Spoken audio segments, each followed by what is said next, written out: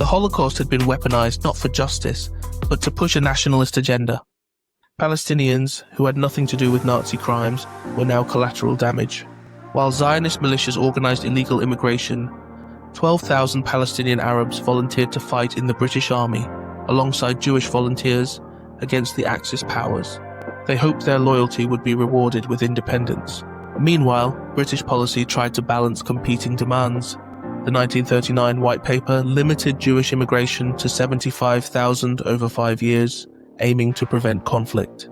To Zionist groups, this was a betrayal. To Palestinian Arabs, it was one of the few policies protecting their homeland from mass Jewish settlement.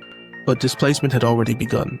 Even during the war, Zionist organizations like the Jewish National Fund were buying land from absentee landlords, evicting Palestinian tenant farmers in the process.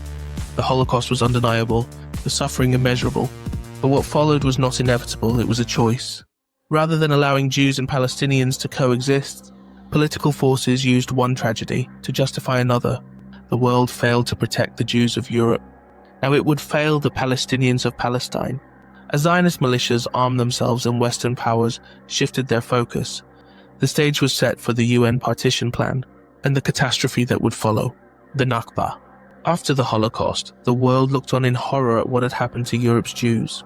Hundreds of thousands of survivors, many still wearing the striped uniforms of Nazi concentration camps, found themselves stranded in displaced persons camps, stuck in a continent that had just tried to exterminate them.